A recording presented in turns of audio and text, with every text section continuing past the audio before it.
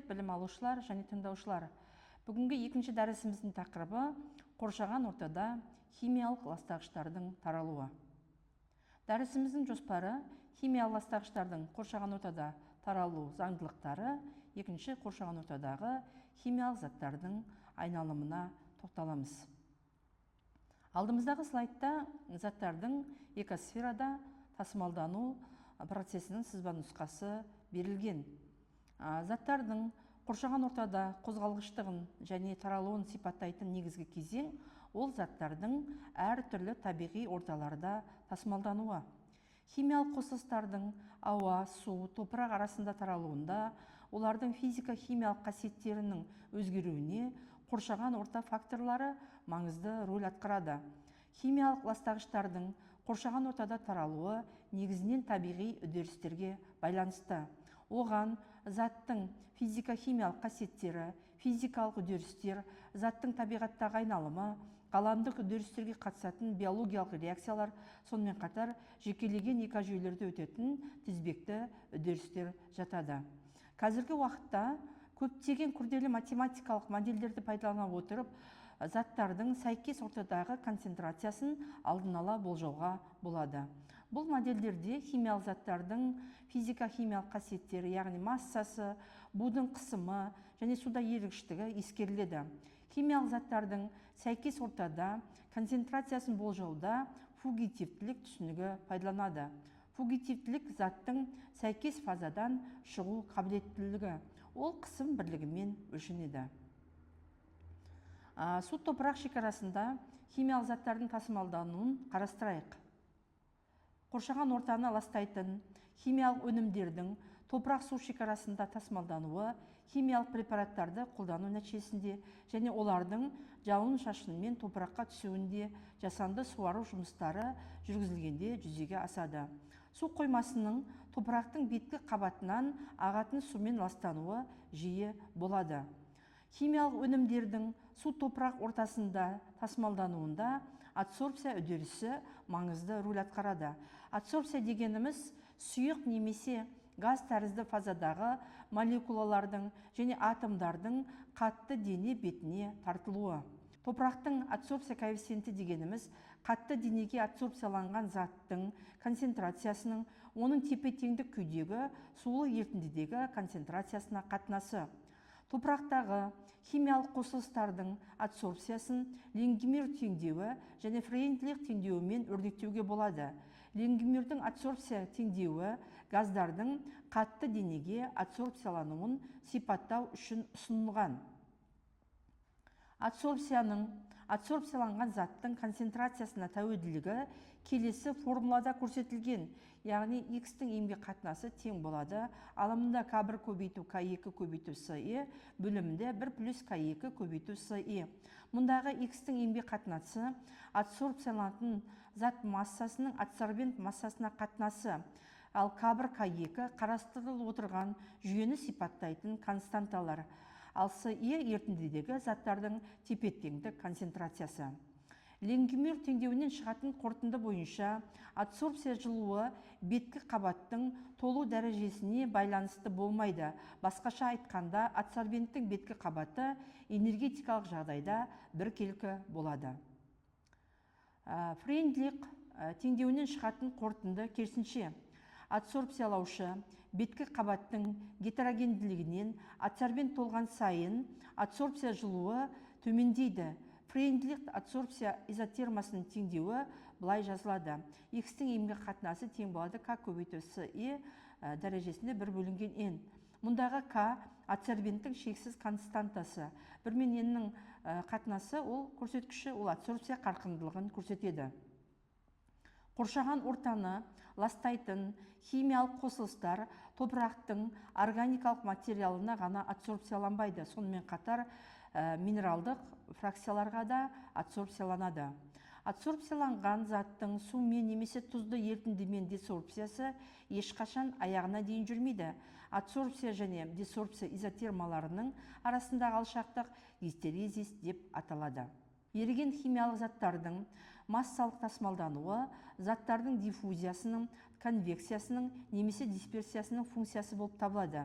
Диффузия, яғни диффузиялық масса тасымалдану, ол молекулалар, атомдар немесе иондар жылу қозғалысы нәтижесінде концентрациясы көп ортадан концентрациясы аз ортаға өз бетінше ауысатын физикалық үдеріс болып табылады. Конвекция немесе конвекциялық масса тасымалдану еріген заттың су ағынымен араласуы. Ол су ағыны көлемінің судағы еріген заттардың концентрациясына қатынасымен бағаланады. Дисперсия немесе дисперсивтік масса тасымалдану еріген заттардың қозғалмалы су көлемінің ашық қуыстарында қайтадан таралуы. Келесі ауа-су шекарасында химиялық заттардың тасымалдануы. Табиғи жағдайда заттардың сулы ерітіндіден атмосфераға өтуі ұшқыштық деп аталады. Бұл үдеріс диффузия нәтижесінде өтеді. Бұған кері үдеріс суға құрғақ тұну деп аталады. Ұшу жылдамдығы заттардың белгілі бір массасының су ауа шекарасы арқылы өтуі. Ұшу жылдамдығы уақыт бірлігінде аудан бірлігі арқылы өтетін зат мөлшерімен анықталады. Бұл жылдамдық сәйкес заттардың екі фазадағы концентрациясының айырмашылығына пропорционал, яғни F тең болады С көбейту К. Мұндағы F заттың белгілі бір бөлігі, ал С су және газ фазасындағы заттардың концентрациясының айырымы. К пропорционалды коэффициент. Оны тасымалдаудың жалпы жылдамдығы деп атайды. Келесі топырақ ауа шекарасында химиялық заттардың тасымалдануы. Жоғарыда айтылған химиялық заттардың тасымалдану үдерісіне қарағанда топырақ пен ауа шекарасында химиялық заттардың тасымалдануы өте күрделі. Себебі мұнда сұйық қатты фаза, сұйық газ және қатты фаза газ арасында өтетін алмасу үдерістерінің маңызы зор. Табиғи жағдайда диффузия арқылы заттардың топырақтан атмосфераға өтуі топырақтан ұшу деп аталады, ал кері үдеріс топыраққа құрғақ тұну деп аталады. Химиялық заттардың топырақтан атмосфераға ұшуы, сонымен қатар оның атмосферадан топыраққа құрғақ тұнуы топырақтың қасиетіне, температураға және желдің жылдамдығына тәуелді. Заттардың топырақтан атмосфераға өтуінің басқа жолдарына шаңмен тасымалдануы жатады, ал кері бағытта ауадан жаңбырмен түседі. Химиялық заттар қоршаған ортаға су, ауа, топырақ арқылы келіп түскеннен кейін олардың әрі қарай әрі түрлі физикалық факторлардың әрекетінің нәтижесінде тасымалдануы қадағалану қажет. Сонымен қатар зиянды заттардың биологиялық жинақталуы да жүреді.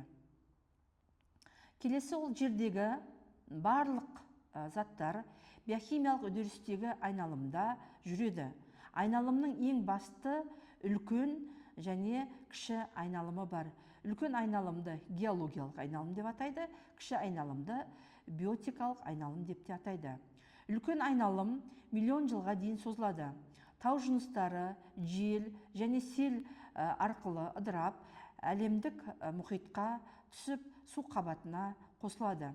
Химиялық қосылыстардың бір бөлігі суда ериді, немесе биоценозда пайдаланылады. Баяу жүретін ірі геотектоникалық өзгерістерге, материктердің төмен түсуі және су түбінің жоғары көтерілуі, өзен мен теңіздің орын ауыстыруындағы үдерістер ұзақ уақыт бойы жүреді, қайтадан қабаттанудың құрлық бетінде жүруіне әкеледі және бұл үдеріс қайтадан басынан бастап жүреді.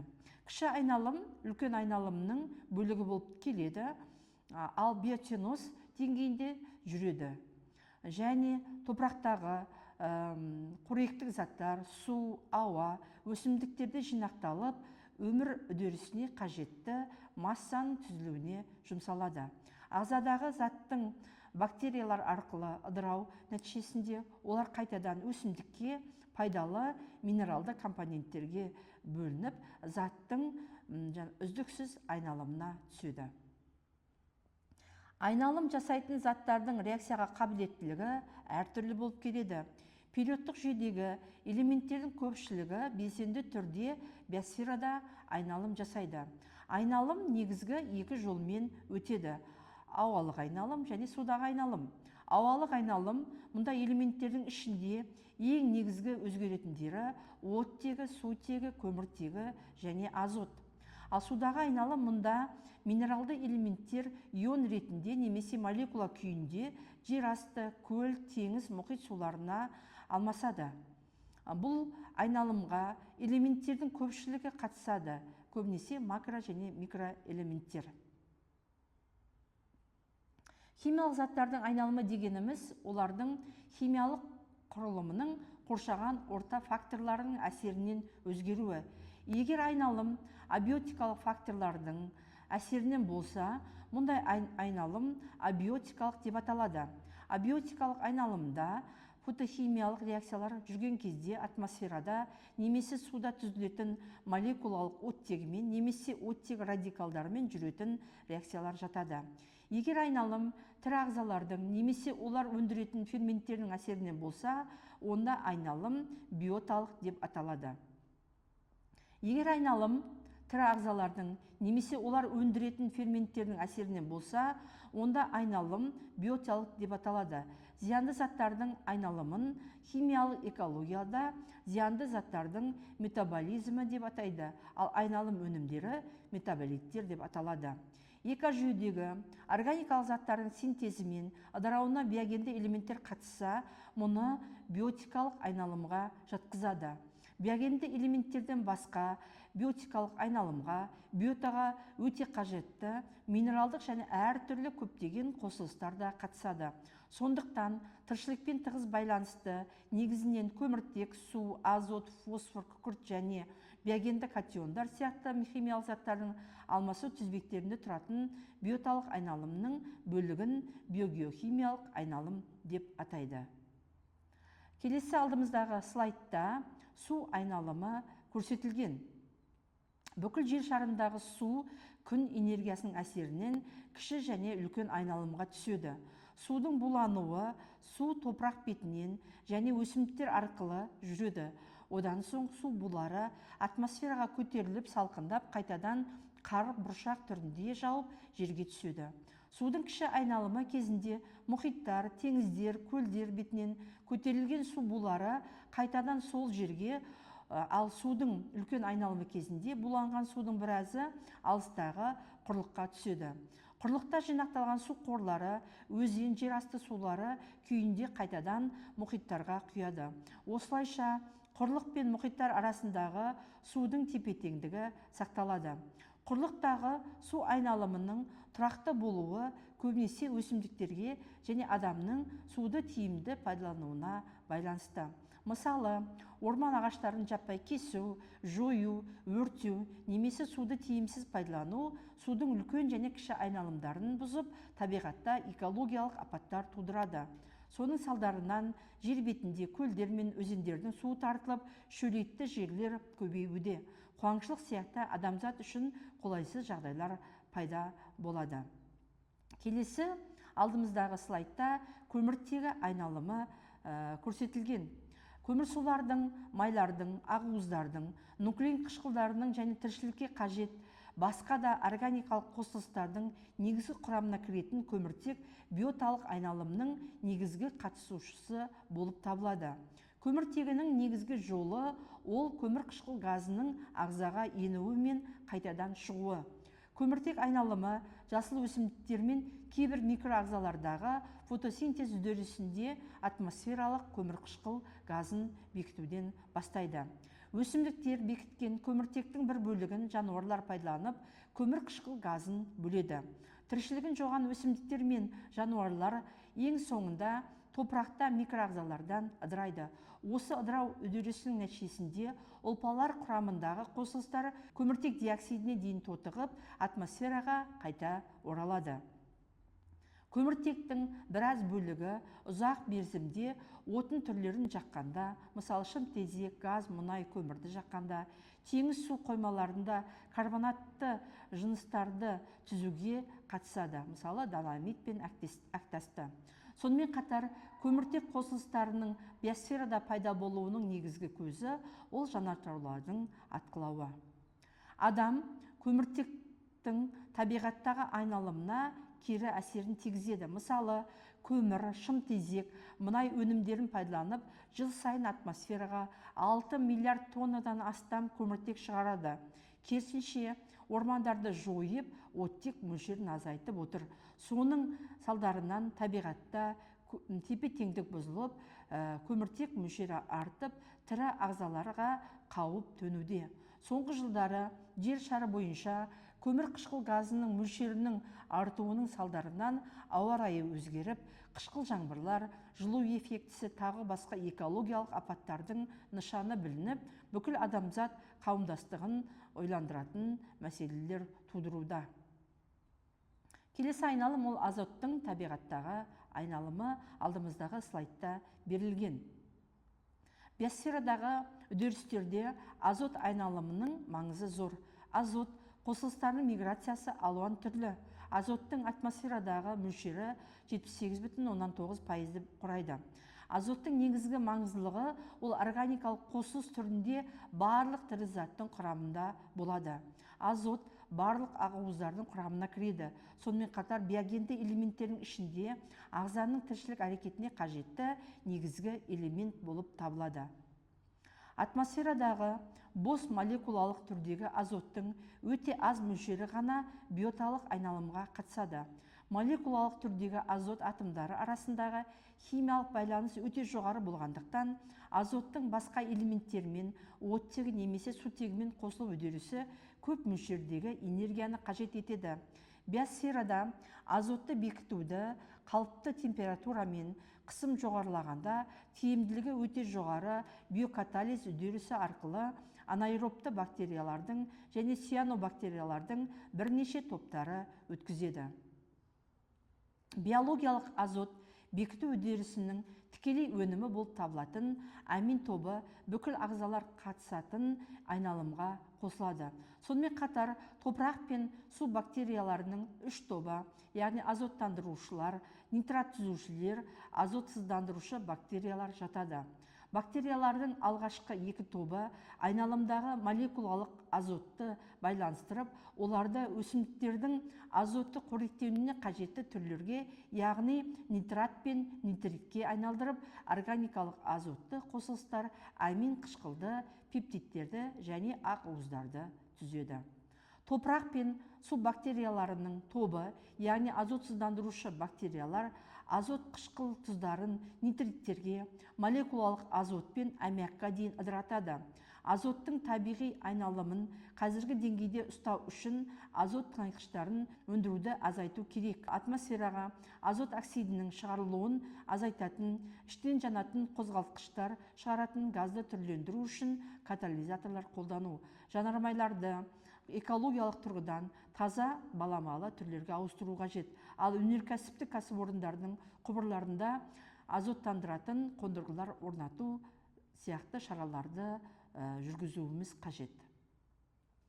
Келесі алдымыздағы слайдта табиғаттағы оттек айналымы көрсетілген. Оттегі жер қыртысында ең көп тараған элемент. Атмосферада 21%, гидросферада 89%, тірі заттар құрамында 68%-дай болады. Химиялық белсенділігі өте жоғары, сондықтан барлық үдерістерде маңызды орын алады. Оттегі жер бетінде көп тараған элемент. Ауадағы оттегінің мөлшері ұзақ геологиялық дәуірлер бойында биоталық реттеулердің арқасында тұрақты деңгейде болды. Оттек айналымы кезінде озон түзіледі.